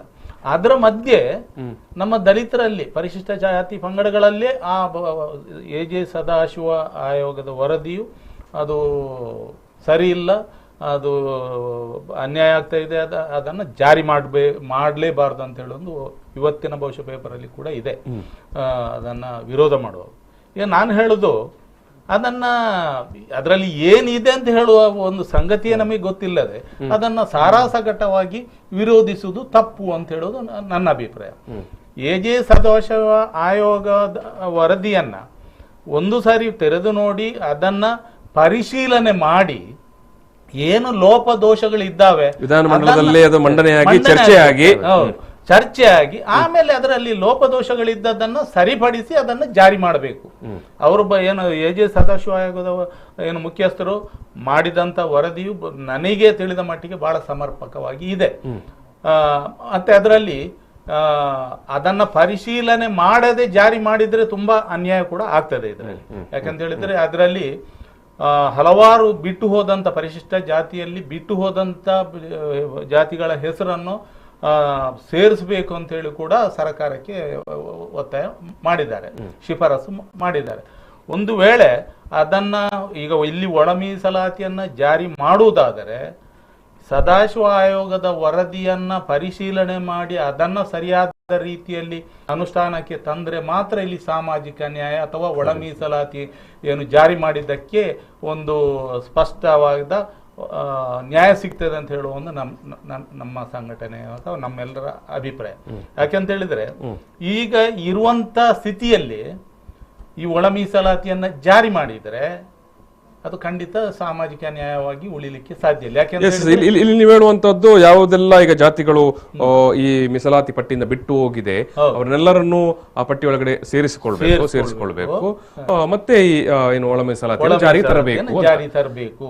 ಆವಾಗ ಮಾತ್ರ ಬಾಬಾ ಸಾಹೇಬ್ ಅಂಬೇಡ್ಕರ್ ಅವರು ಕಂಡಂತ ಕನಸು ಇಲ್ಲಿ ನನಸಾಗ್ಲಿಕ್ಕೆ ಸಾಧ್ಯ. ಯಾಕೆಂತ ಹೇಳಿದ್ರೆ ಒಂದು ವೇಳೆ ಇದನ್ನ ಎಜೆ ಸದಾಶಿವ ಆಯೋಗದ ವರದಿಯನ್ನ ಅದನ್ನ ಪರಿಶೀಲನೆ ಮಾಡದೆ ಯಥಾವತ್ತು ಅಥವಾ ಅದರಲ್ಲಿ ಬಿಟ್ಟು ಹೋದಂತ ಜಾತಿಗಳನ್ನು ಪಟ್ಟಿಯಲ್ಲಿ ಸೇರಿಸದೇ ಇದ್ದಲ್ಲಿ ಒಳ ಮೀಸಲಾತಿ ಮಾಡಿದ್ರೆ ಅದರಲ್ಲಿ ಇದೇನು ಅರ್ಥ ಇಲ್ಲ. ಯಾಕೆಂತ ಹೇಳಿದ್ರೆ ಈಗಲೂ ಈ ಸಂದರ್ಭದಲ್ಲಿ ಕೂಡ ಈಗ ಹೇಗೆ ಈ ಮೊದಲು ಹೇಗೆ ಆಗ್ತಾ ಇದ್ದ ಮೀಸಲಾತಿ ಹಾಗೇನೆ ರಾಜಕೀಯ ಪ್ರಬಲವಾಗಿ ಇರುವಂತಹ ಜಾತಿಗಳೇ ಮೀಸಲಾತಿಯ ಪ್ರಮಾಣವನ್ನು ಪಡ್ಕೊಳ್ತಾರೆ.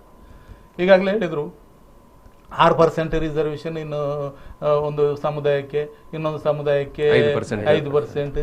ಇಲ್ಲಿ ಹಂಚಿಕೆ ಆಗುವಾಗ ಟೋಟಲಿ ಹೇಳುವುದಾದರೆ ಇಲ್ಲಿ ಕರ್ನಾಟಕದಲ್ಲಿ ಜಾರಿಯಲ್ಲಿ ಇರುವಂಥ ಒಂದು ಏನು ಪರಿಶಿಷ್ಟ ಜಾತಿ ಮತ್ತು ಪಂಗಡಗಳ ಏನು ಪಟ್ಟಿ ಇದೆಯಲ್ಲ, scheduled cost list, it is unscientific ಅಂತ ನಾವು ಹೇಳ್ತಾ ಇದ್ದೀವಿ, ಅವೈಜ್ಞಾನಿಕ. ಯಾಕೆಂತ ಹೇಳಿದರೆ ಇಲ್ಲಿ ಹೆಚ್ಚಿನ ಕಡೆಯಲ್ಲಿ ಎಲ್ಲ ಜಿಲ್ಲೆಗಳಲ್ಲಿ ಕೂಡ ಒಂದೇ ಸಮುದಾಯದವರು ಬೇರೆ ಬೇರೆ ಹೆಸರಲ್ಲಿ ಬೇರೆ ಬೇರೆ ಜಿಲ್ಲೆಗಳಲ್ಲಿ ಜಾತಿ ಪ್ರಮಾಣ ಪತ್ರ ಪಡ್ಕೊಂಡು ಮೀಸಲಾತಿಯ ಸವಲತ್ತನ್ನು ಪಡ್ಕೊಳ್ತಾ ಇದ್ದಾರೆ. ಅದರ ಒಟ್ಟಿಗೆ ಇನ್ನೊಂದು ಬಹಳ ಒಂದು ಮುಖ್ಯವಾದ ವಿಚಾರ ಅಂತ ಹೇಳಿದರೆ ಇಲ್ಲಿ ಸ್ಪರ್ಶ ಜಾತಿಗಳು ಕೆಲವು ಮೀಸಲಾತಿ ಪಟ್ಟಿಯಲ್ಲಿ ಸೇರ್ಕೊಂಡಿದ್ದಾವೆ. ಅದನ್ನು ನಾನು ಹೇಳಲಿಕ್ಕೆ ಬಯಸುವುದಿಲ್ಲ, ಏನು ಬಿಡಿಸಿ ಹೇಳಲಿಕ್ಕೆ ಬಯಸುವುದಿಲ್ಲ. ಸ್ಪರ್ಶ ಜಾತಿಗಳು ರಾಷ್ಟ್ರೀಯ ಏನು SC/ST ಆಯೋಗ, national commission for SC/ST commission, ಇಲ್ಲಿ ಕರ್ನಾಟಕ ಸರ್ಕಾರಕ್ಕೆ ರೆಕಮೆಂಡ್ ಮಾಡಿದ ಅಂತ ಯಾವುದು ಜಾತಿಗಳು ಸ್ಪರ್ಶ ಜಾತಿಗಳು. ಯಾಕೆಂತ ಹೇಳಿದ್ರೆ ಬಾಬಾ ಸಾಹೇಬ್ ಅಂಬೇಡ್ಕರ್ ಅವರು ಅವತ್ತು 1911ನೇ ಇಸ್ವಿಯಲ್ಲಿ ಏನು ಜಾತಿ ಜನಗಣತಿ ಹಾಕುವಾಗ ಬ್ರಿಟಿಷ್ ಸರ್ಕಾರಕ್ಕೆ ಒಂದು ಮಾನದಂಡ ಕೊಟ್ಟಿದ್ದಾರೆ. ಏನು ಕ್ರೈಟೇರಿಯಾ, ಒಂದು ಜಾತಿಯನ್ನ ಪರಿಶಿಷ್ಟ ಜಾತಿಯನ್ನ ಪರಿಶಿಷ್ಟ ಪಟ್ಟಿಯೊಳಗಡೆ ಸೇರಿಸಬೇಕಿದ್ರೆ ಒಂದು ಕೆಲವು ಮಾನದಂಡಗಳನ್ನು, ಅದರಲ್ಲಿ ಹಲವಾರು ಮಾನದಂಡಗಳು, ಅದರ ಮುಖ್ಯವಾಗಿ ಅಸ್ಪೃಶ್ಯತೆ, ಅನ್ಟಚಬಿಲಿಟಿ. ಅಸ್ಪೃಶ್ಯತೆಯ ನೋವು ಅನುಭವಿಸ್ತಾ ಇದ್ದಾರೆ, ಅನ್ಟಚಬಲ್ಸ್ ಆಗಿದ್ದಾರೆ. Untouchability is the main criteria to recognise a scheduled caste for the reservation. ಇದನ್ನ ಮಾಡಬೇಕು. ಈಗ ಕರ್ನಾಟಕದಲ್ಲಿ ಇರುವಂತಹ ಹಲವಾರು ಏನು ಅಸ್ಪೃಶ್ಯರಲ್ಲದ, ಈಗಾಗಲೇ ದೇವದಾಸ್ ಅವರು ಹೇಳಿದರು, ಅಸ್ಪೃಶ್ಯ ಅಲ್ಲದ ಜಾತಿಗಳು ಈ ಪಟ್ಟಿಯಲ್ಲಿ ಪಟ್ಟಿಯಲ್ಲಿ ಸೇರಿದ್ದಾರೆ ಅಂತ ಹೇಳಿದ್ರೆ ಅವರು ರಾಜಕೀಯ ಒತ್ತಡ ಮಾಡಿ ಒತ್ತಾಯ ಮಾಡಿ ಸೇರಿಕೊಂಡು ಹೌದು ಅಥವಾ ಮೂಲದಲ್ಲೇ ಇತ್ತ? ಮೂಲದಲ್ಲಿ ಇದು ಮುಖ್ಯವಾಗಿ ಹೇಳ್ಬೇಕಂತ ಹೇಳಿದ್ರೆ, ನಾನು ಇತ್ತೀಚೆಗೆ ಒಂದು ಲೇಖನವನ್ನು ಪೇಪರಲ್ಲಿ ಓದಿದಾಗ ನಮ್ಮ ಮೊದಲಿನ ಒಳ್ಳೆಯ ಆಡಳಿತಗಾರ ಅಂತ ಹೇಳುವಂಥ ಬಹಳ ಹೆಮ್ಮೆ ಪಡ್ಕೊಂಡಿದ್ದಾರೆ ಯಾರು, ದೇವರಾಜ ಅರಸು. ಅವರ ಸಂದರ್ಭದಲ್ಲಿ ಹಾವನೂರು ಆಯೋಗದ ವರದಿಯಲ್ಲಿ ಬಹಳಷ್ಟು ಸ್ಪರ್ಶ ಜಾತಿಗಳು ಪರಿಶಿಷ್ಟ ಜಾತಿ ಪಟ್ಟಿಯಲ್ಲಿ ಸೇರ್ಕೊಂಡು ಬಿಟ್ಟು, ಕಾರಣ ಅವರು ಬಹಳ ದೇವರಾಜ ಅರಸು ಅವರು ಯಾರು ಹೇಳಿದ್ರು, ಅವರಿಗೆ ಆತ್ಮೀಯರಾಗಿದ್ದವರು ಏನು ಹೇಳಿದ್ರು ಕೂಡ ನಂಬುವರು. ಇಂಥ ಕೆಲವು ಲೇಖನದಲ್ಲಿ ನನ್ನ ಹೆಸರಿಗೆ ನೆನಪಿಲ್ಲ, ಅವರು ಬಂದು ಹೇಳ್ತಾರೆ, ಸರ್ ಇಂಥದ್ದು ನಮ್ಮ ಒಂದು ಸಮುದಾಯ ಇದೆ, ಭಾಳ ಹಿಂದುಳಿದಿದ್ದಾರೆ, ಅವರಿಗೆ SC ಲಿಸ್ಟಲ್ಲಿ ಸೇರಿದ್ವಿ. ಹೌದಾ, ಸರಿ, ಸರ್ಕಾರಕ್ಕೆ ಇದು ಮಾಡಿದರು. ಆಗ ಇಲ್ಲಿ ಕೂಡ ಕಾಂಗ್ರೆಸ್ ಇತ್ತು, ಮೇಲೆ ಕೂಡ ಕಾಂಗ್ರೆಸ್ ಇತ್ತು, ಭಾಳ ಸುಲಭದಲ್ಲಿ ಆಗ್ತಾ ಇದೆ. ಈ ಕಾರಣಕ್ಕಾಗಿ ಇಲ್ಲಿ ಏನು ನಿಜವಾಗಿ ಅಸ್ಪೃಶ್ಯ ಜಾತಿಗಳು ಇವತ್ತು ಮೀಸಲಾತಿಯ ಸವಲತ್ತಿಂದ ವಂಚಿತವಾಗಿದ್ದಾವೆ. ಅದಕ್ಕೋಸ್ಕರ ಈ AJ ಸದಾಶಿವ ಆಯೋಗವನ್ನು ಜಾರಿ ಮಾಡಬೇಕು, ಅದರ ಪರಿಶೀಲನೆ ಮಾಡಿ ಈಗಾಗಲೇ ಒಂದು ಸದನದ ಒಂದು ಉಪಸಮಿತಿಯನ್ನು ರಚನೆ ಮಾಡಿದ್ದಾರೆ. ಅದರಲ್ಲಿ AJ ಮಾಧುಸ್ವಾಮಿಯವರು, ಕಾನೂನು ಸಚಿವರು, ಆಮೇಲೆ ನಮ್ಮ ದಕ್ಷಿಣ ಕನ್ನಡ ಜಿಲ್ಲೆಯಲ್ಲಿ ನಮ್ಮ ಇಲ್ಲಿಯ ಅಂಗಾರ ಅವರನ್ನ ಕೂಡ ಉಪಸಮಿತಿಯಲ್ಲಿ ಸೇರಿಸಿದ್ದಾರೆ. ಅವರು ಅಧ್ಯಯನ ಮಾಡಿ ಒಂದು ಪೂರಕವಾದ ಒಂದು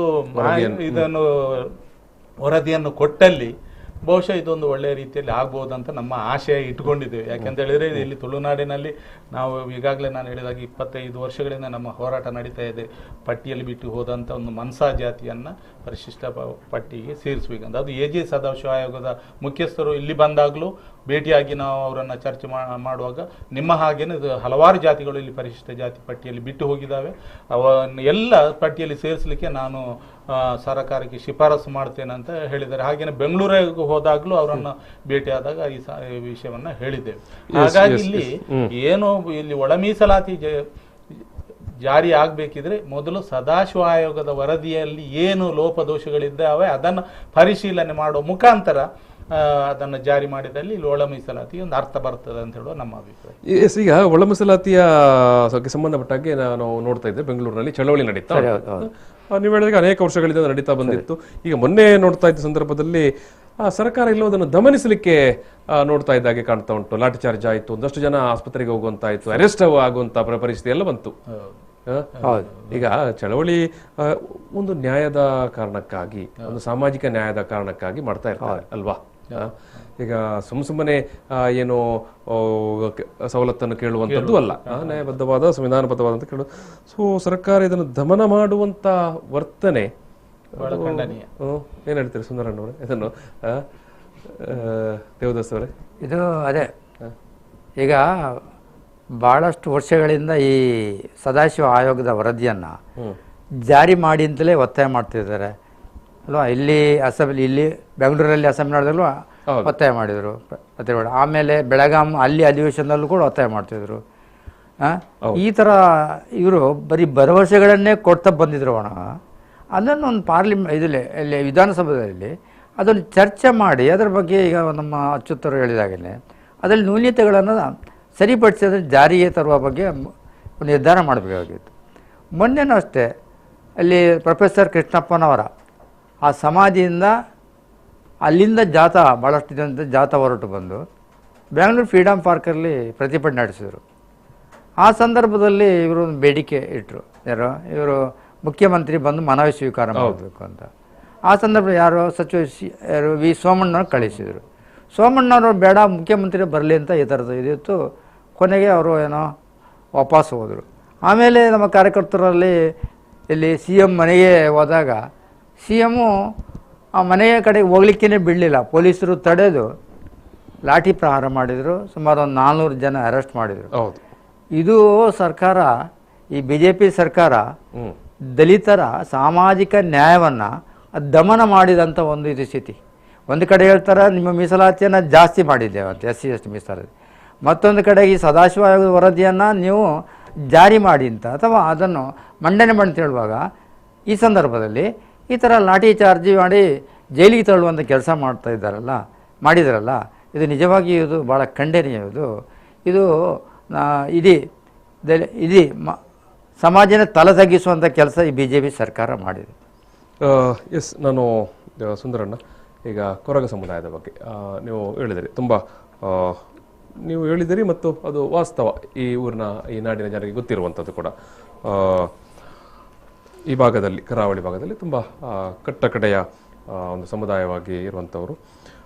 ಮೀಸಲಾತಿಯಿಂದ ಯಾವುದೇ ಪ್ರಯೋಜನ ಆಗಿಲ್ಲ ಅಂತ. ಮೀಸಲಾತಿ ಪ್ರಯೋಜನ ಆಗಿಲ್ಲ ಅಂತ ಹೇಳಿದ್ರೆ ಸಮುದಾಯ ಅದನ್ನು ಪಡ್ಕೊಳ್ಳುವಲ್ಲಿ ವಿಫಲವಾಯಿತೋ ಅಥವಾ ಅದು ನಿಜವಾಗಿ ಅಲ್ಲಿ ತಟ್ಟಲಿಲ್ವಾ, ಸಿಗಲಿಲ್ವಾ? ಈಗ ವಿದ್ಯಾವಂತರಾಗಿದ್ದವರು ಇದ್ದಾರೆ. ಈಗ ಒಂದು ಕಡೆಯಲ್ಲಿ ಅವಿದ್ಯಾವಂತರಿಗೆ ಕೆಲವು ಮೀಸಲಾತಿಯನ್ನು ಪಡ್ಕೊಳ್ಳಿಕ್ಕೆ ಆಗದೇ ಇರಬಹುದು, ಆದ್ರೆ ವಿದ್ಯಾವಂತರಿದ್ದಾರೆ.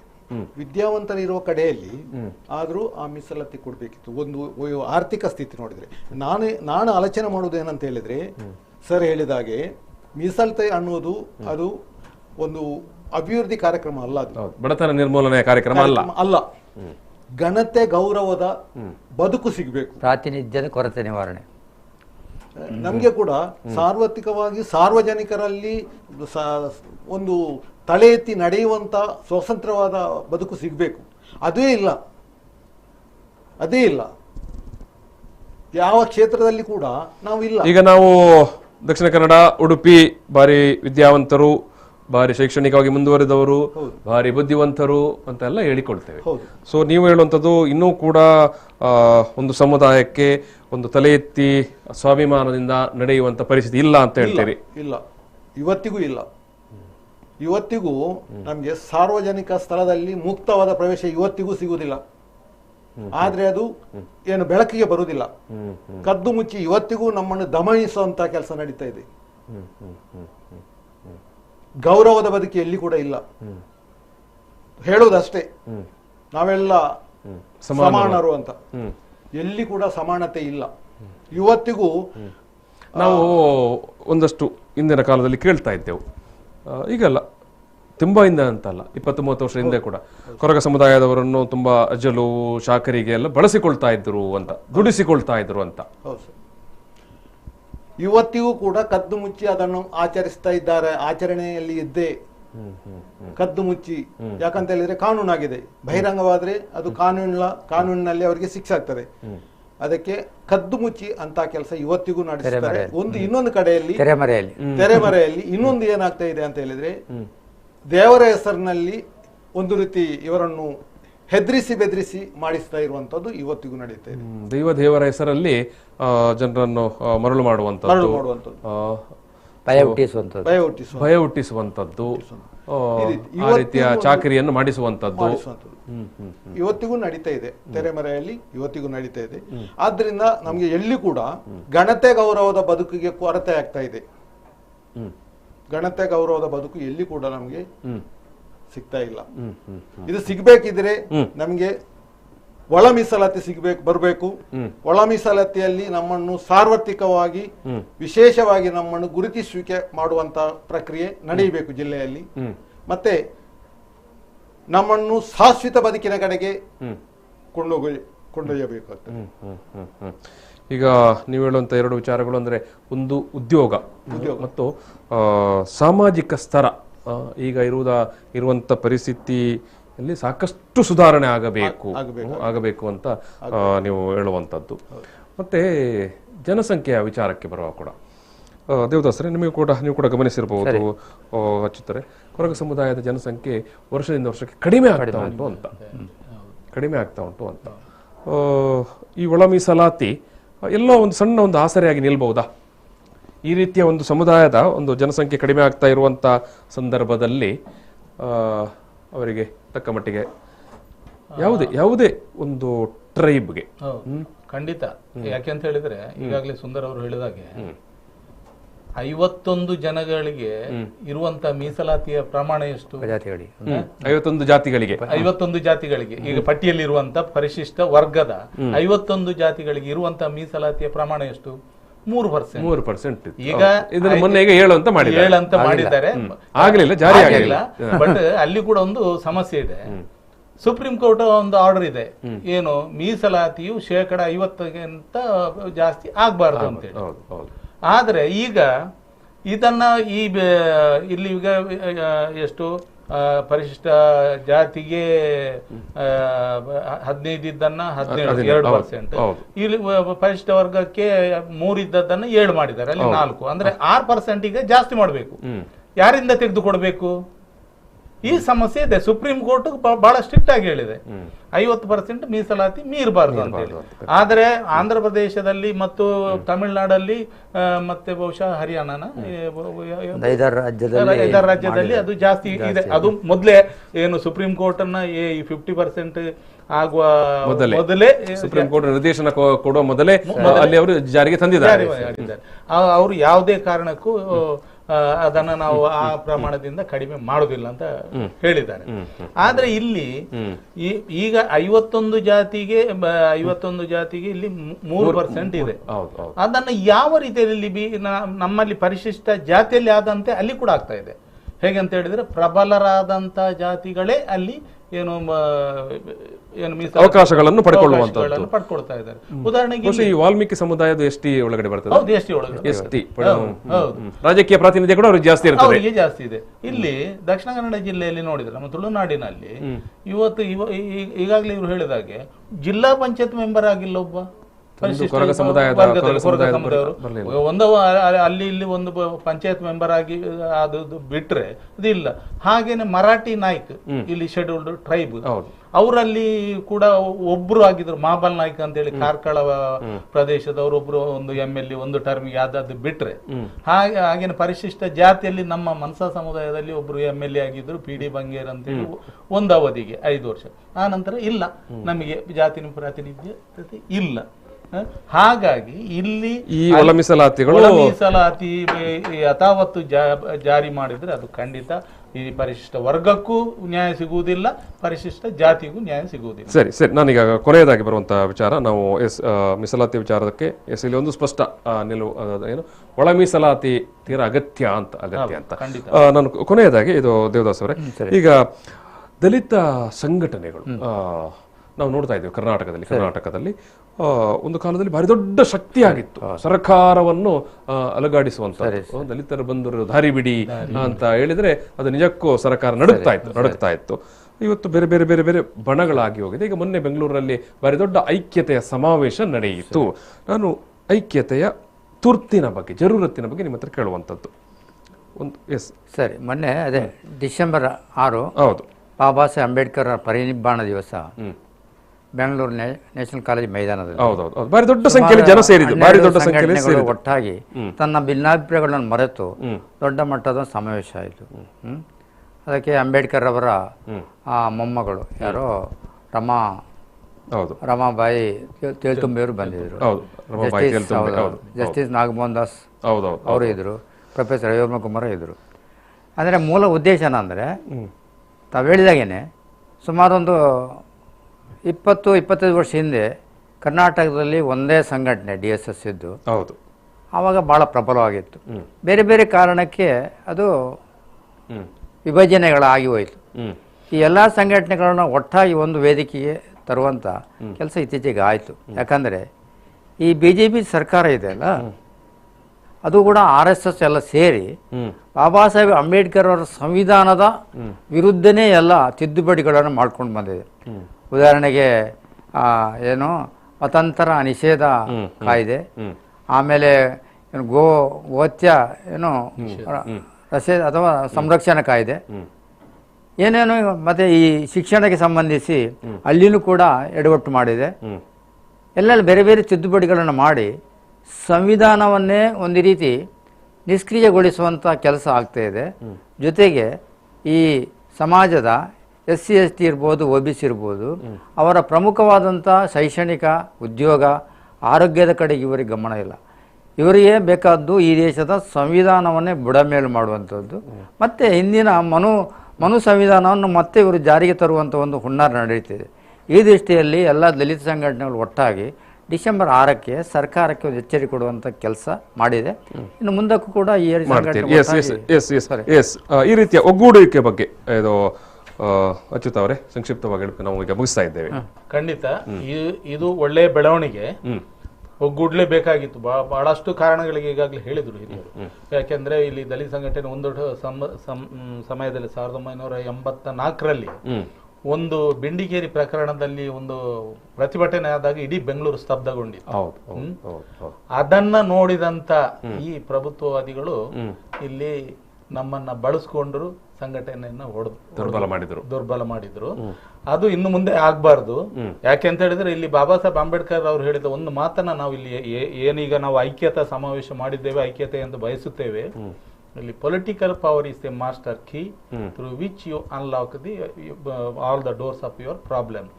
ಇದರನ್ನ ಗಮನದಲ್ಲಿ ಇಟ್ಟುಕೊಂಡು ಎಲ್ಲಾ ಸಮಸ್ಯೆಗಳನ್ನು ಪರಿಹಾರ ಮಾಡಬೇಕಾದ್ರೆ ನೀವು ನಿಮ್ಮ ಏನು ರಾಜಕಾರಣದ ಮೂಲಕ ಮಾಡಬೇಕು. ಸ್ಥಾನದಲ್ಲಿ ನಾವಿರ್ಬೇಕು, ಕಾನೂನು ರೂಪಿಸುವ ಸ್ಥಾನದಲ್ಲಿ ನಾವಿರ್ಬೇಕು ಅಂತ ಒಂದು ಇದನ್ನ ಗಮನದಲ್ಲಿ ಇಟ್ಟುಕೊಂಡು ನಾವು, ಯಾಕೆ ಅಂತ ಹೇಳಿದ್ರೆ ಈಗಿರುವಂತ ಏನು ರಾಜಕೀಯ ಪಕ್ಷಗಳ ಜೊತೆ ನಾವು ಗುರುತಿಸಿಕೊಂಡ್ರೆ ನಮ್ಮ ಆಶೋತ್ತರಗಳು ಈಡೇರಲು ಸಾಧ್ಯ ಇಲ್ಲ. ನಮ್ಮದೇ ಆದಂತ ಸ್ವತಂತ್ರ ರಾಜಕೀಯ ಏನು ಅಧಿಕಾರವನ್ನು ಪಡ್ಕೊಳ್ಳುವ ಮುಖಾಂತರ ನಾವೆಲ್ಲ ಒಟ್ಟು ಆಗ್ಬೇಕು. ಅದನ್ನ ನಾವು ಇಲ್ಲಿ ಜಾರಿ ಮಾಡಿದ್ರೆ ಸುಂದರಣ್ಣ ಎಲ್ಲಾ ದಲಿತ ಸಂಘಟನೆಗಳು ಒಟ್ಟಾಗುವ ಆಶಯದ ಬಗ್ಗೆ ಖಂಡಿತವಾಗಿ. ಈಗ ಮೊನ್ನೆ ಆ ಸಮಾವೇಶಕ್ಕೆ ನಾನು ಕೂಡ ಹೋಗಿದ್ದೇನೆ. ಕೇವಲ ದಲಿತ ಸಂಘಟನೆ ಮಾತ್ರ ಅಲ್ಲ, ಬುಡಗಟ್ಟು ಸಮುದಾಯಗಳು ಕೂಡ ಈಗಾಗಲೇ ಎಲ್ಲಾ ಬುಡಗಟ್ಟುಗಳು ಸೇರಿ ಒಂದು ಬುಡಗಟ್ಟು ಮಹಾಸಭಾ ಅಂತ ಸ್ಥಾಪನೆ ಆಗಿದೆ. ಈಗ ಬುಡಗಟ್ಟು ಸಮುದಾಯ ಮತ್ತೆ ಪರಿಷ್ಠ ಜಾತಿ ಸಮುದಾಯ, ಪರಿಷ್ಠ ಜಾತಿ ಪರಿಷ್ಠ ಪಂಗಡ ಒಟ್ಟಾಗಿ ನಮ್ಮ ಬಲ ಪ್ರದರ್ಶನ ಮಾಡುವಂತ ಅನಿವಾರ್ಯತೆ ಇದೆ ಅಂತ ಅನಿಸ್ತದೆ. ಆದ್ರಿಂದ ಇದು ಒಟ್ಟಾಗಲೇಬೇಕು. ನಮ್ಮ ತನವನ್ನು ನಾವು ಉಳಿಸಿ ಬೆಳೆಸಬೇಕಿದ್ರೆ ನಾವು ಒಟ್ಟಾಗಿ ಹೋರಾಟವನ್ನು ಮುಂದುವರಿಸಬೇಕಾಗ್ತದೆ. Thank you. ನಾನು ಈ ಒಂದು ಮಾತುಕತೆಯನ್ನು ಇಲ್ಲಿ ಸಮಾಪನ ಮಾಡ್ತಾ ಇದ್ದೇನೆ. ಈ ಒಂದು ಮಾತುಕತೆಯಲ್ಲಿ ಭಾಗಿಯಾದಂಥ ದೇವದಾಸ್ ಅವರಿಗೆ ಪ್ರೀತಿಪೂರ್ವಕ ಧನ್ಯವಾದಗಳು ದೇವದಾಸರೇ. ಅದೇ ರೀತಿಯಾಗಿ ಅಚ್ಯುತ ಸಂಪಿಗೆ ಅವರಿಗೆ ಪ್ರೀತಿ ಧನ್ಯವಾದಗಳು. ಸುಂದರ ಕೊರಗ ಅವರಿಗೆ ಕೂಡ ಪ್ರೀತಿಯ ಧನ್ಯವಾದಗಳು. ಒಳ ಮೀಸಲಾತಿ ಅಂದರೆ ಏನು ಮತ್ತು ಯಾಕೆ ಅನ್ನೋ ಬಗ್ಗೆ ಭಾರಿ ಸ್ಪಷ್ಟವಾದಂಥ ಒಂದು ಚಿತ್ರಣವನ್ನು ಈ ಮೂರು ಮಂದಿ ಕೂಡ ನಮ್ಮ ಮುಂದೆ ಹಂಚಿಕೊಂಡಿದ್ದಾರೆ. ಈ ಮಾತುಕತೆಯನ್ನು ನೀವು ನಂತರ ಕೂಡ ಯೂಟ್ಯೂಬಲ್ಲಿ ನೋಡಬಹುದು. ಮೀಸಲಾತಿ ಯಾವ ಕಾಲದಿಂದ ಈ ದೇಶದಲ್ಲಿ ಜಾರಿಯಲ್ಲಿತ್ತು, ಸ್ವತಂತ್ರ ಪೂರ್ವದಿಂದಲೇ ಅನ್ನೋದನ್ನು ಹೇಳಿದರು. ಮತ್ತು ಮೀಸಲಾತಿಯ ಲಿಮಿಟೇಷನ್ಸ್ ಕೂಡ, ಯಾಕೆ ಅದು ಪೂರ್ಣ ಪ್ರಮಾಣದಲ್ಲಿ ಸಾಮಾಜಿಕ ಪರಿವರ್ತನೆ ಇನ್ನೂ ಕೂಡ ಸಾಧ್ಯ ಆಗಿಲ್ಲ ಮತ್ತು ಅದಕ್ಕಾಗಿ ತುರ್ತಾಗಿ ಬೇಕಾಗಿರುವಂಥ ಒಳ ಮೀಸಲಾತಿಯ ವಿಚಾರವನ್ನು ಕೂಡ ಭಾರಿ ಸ್ಪಷ್ಟವಾಗಿ ಮೂರೂ ಮಂದಿ ಕೂಡ ನಮ್ಮ ಜೊತೆಗೆ ಹಂಚಿಕೊಂಡಿದ್ದಾರೆ. ನಾನು ಮತ್ತೊಮ್ಮೆ ಅವರಿಗೆ ಧನ್ಯವಾದವನ್ನು ಅರ್ಪಿಸಿ ಒಂದು ಮಾತುಕತೆ ಸಮರ್ಪಣೆ ಮಾಡ್ತೇನೆ. Thank you. ಪ್ರಚಲಿತ ಈ ಕಾರ್ಯಕ್ರಮದ ಪ್ರಾಯೋಜಕರು Sun Premium refined sunflower oil, ಸಹ ಪ್ರಾಯೋಜಕರು ಫಾದರ್ ಮುಲ್ಲರ್ಸ್ ಚಾರಿಟೇಬಲ್ ಟ್ರಸ್ಟ್.